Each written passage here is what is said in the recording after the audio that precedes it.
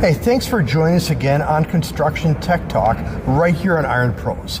We're here with Scott Langbein from Topcon. How's your day going, Hi. sir? Good, very good today.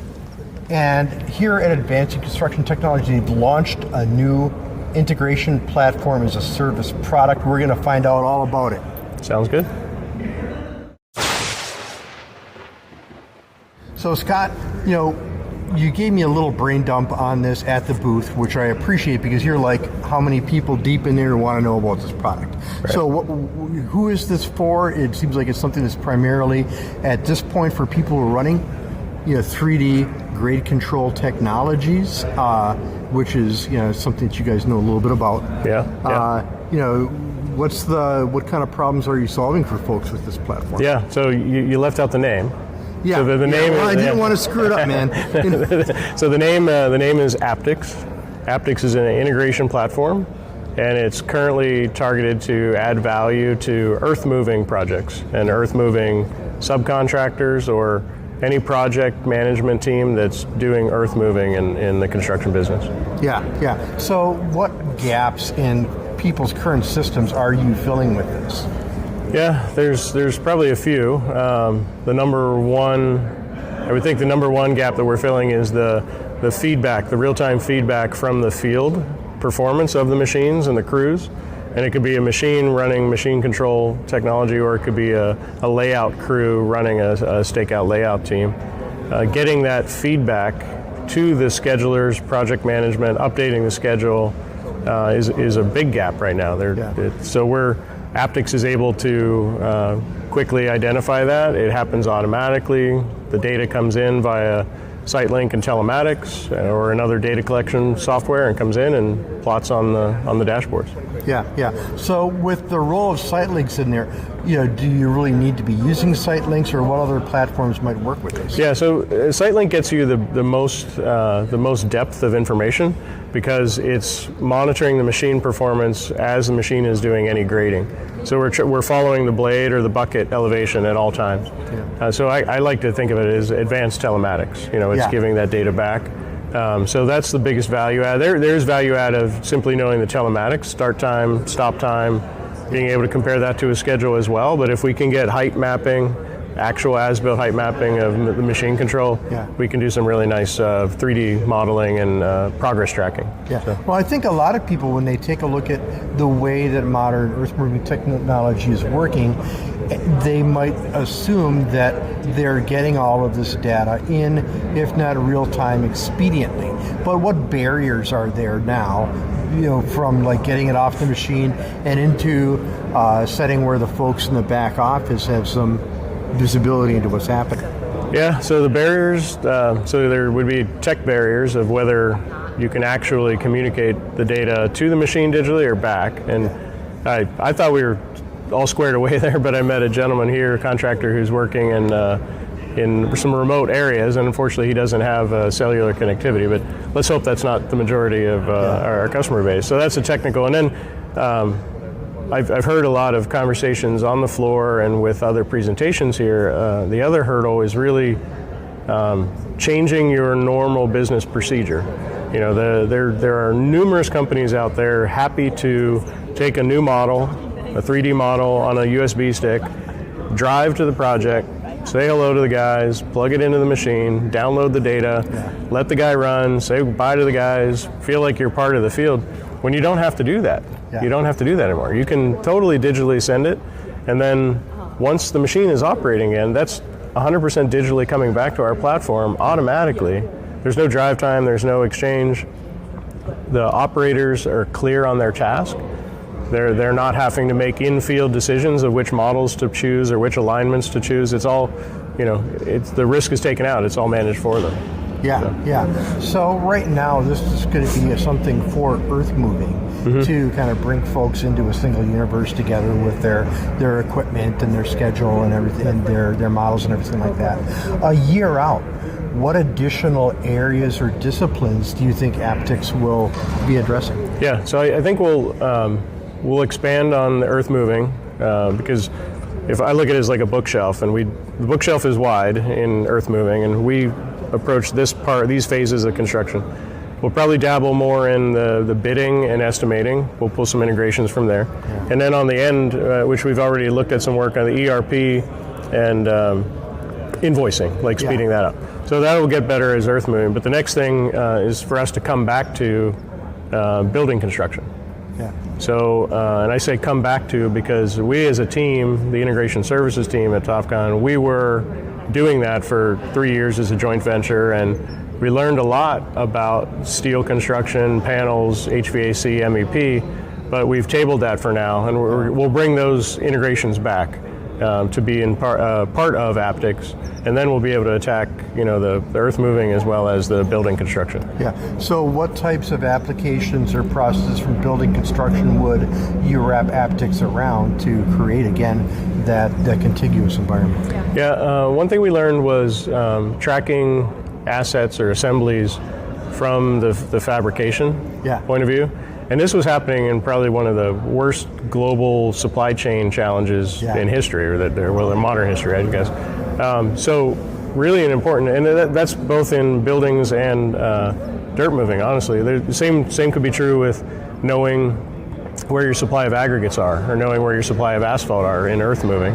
But in building, steel assemblies, the proper appliances, pumps, piping, all that kind of stuff, can be tracked from the original design and schedule all the way through execution.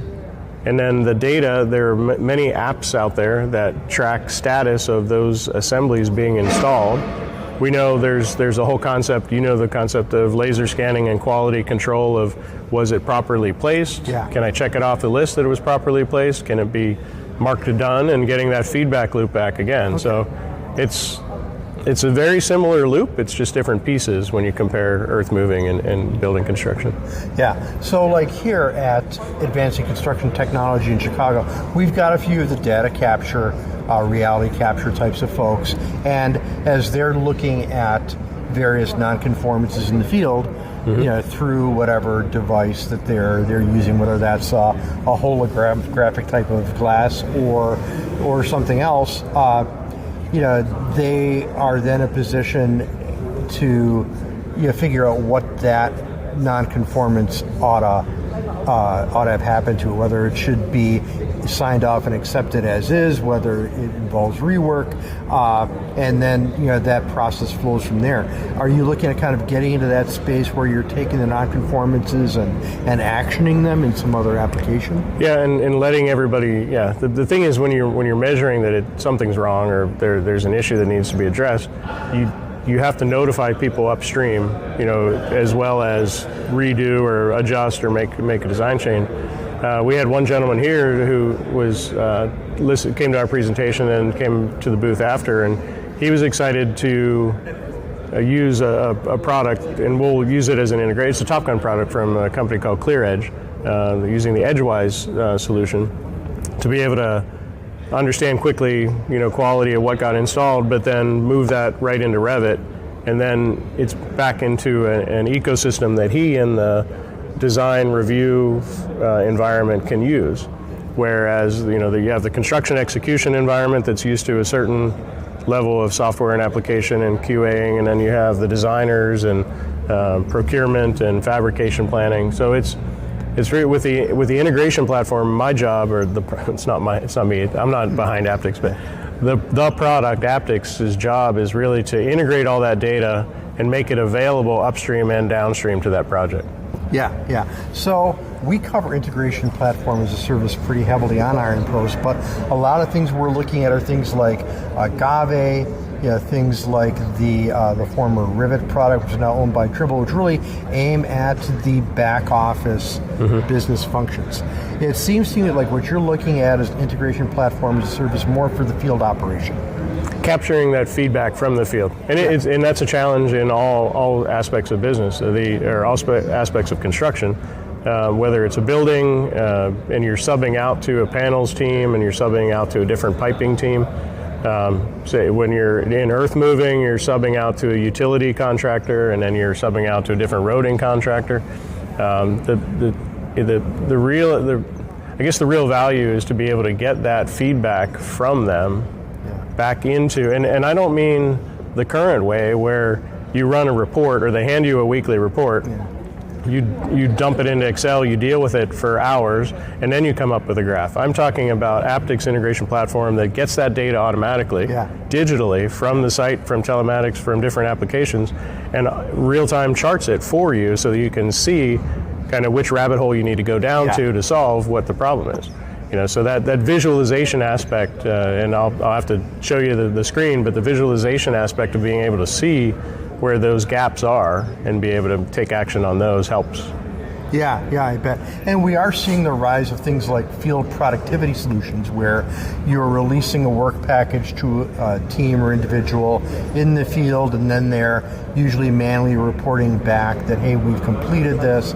Maybe they can add like a photo or something like that. Mm-hmm. But it seems like what you're looking at doing is involving a lot less human moderation. We try to take the manual steps out of it. That has a few gains, time gain whenever it can happen automatically, human error gain. There's change. Everybody that we speak to that's a GC managing subs know that there's a battle to get the data back from the subs on what did they do, where are they as of now.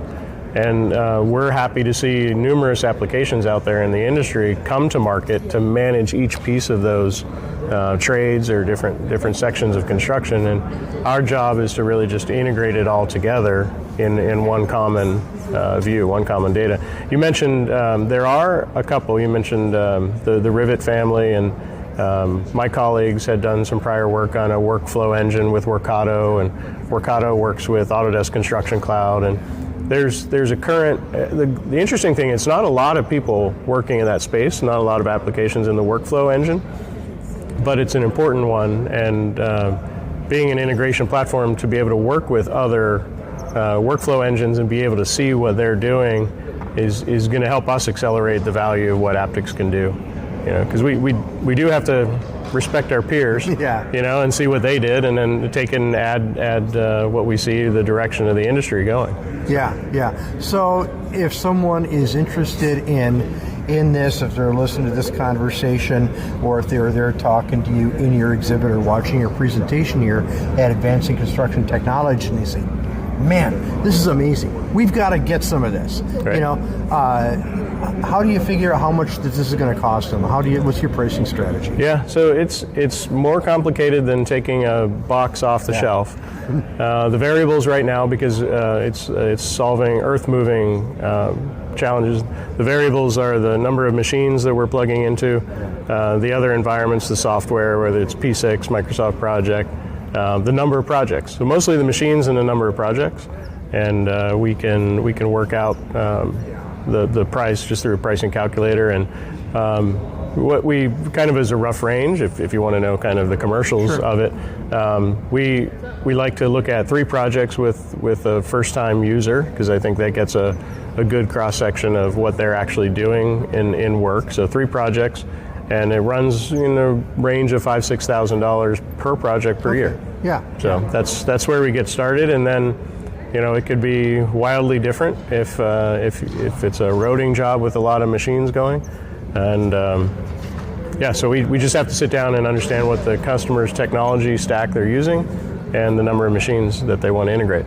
And then as far as the machines themselves, are there certain requirements in terms of what they need to be equipped with in terms of being able to collect that data? Yeah, it's a very good question, because there's a lot of details. The devil is in the details. So so we need to look at the machine control system, whether it's a GPS, laser controlled, total station controlled.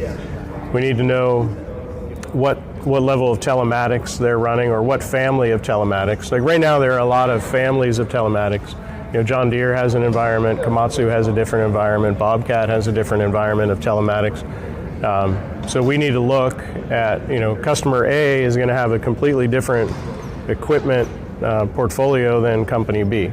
So we're going to have to look at that and say, okay, what are we going to have to put together here in the integration? So Aptix has a project set up. It's pretty straightforward. We leverage a telematics tool called Blend Plus that Topcon's owned for a long time. So that gets me out to mixed fleets pretty easily. We work with JD Link from John Deere. Topcon has a long history with Komatsu and Deere and Cat. So it's a per project basis kind of thing. It's not the days of, when it was, I'd grab a total station off the shelf and sell it. This is an integration platform. There's more to it. Yeah. So what we'll certainly be doing is, as you begin to make inroads with this in the market, obviously you get like a few of those early marquee customers, and if they're so inclined, we'd love to talk with them here and find out what their experiences have been like. But in the meantime, we'll keep on getting you involved in our content stream here. And if you like hearing from folks like Scott, who know a little bit about some of the solutions that are coming to market, because he's kind of like heavily immersed in them, in this case in particular, keep on coming back here to Iron Pros, and we'll have you back again very soon, sir. Thanks very much. See you.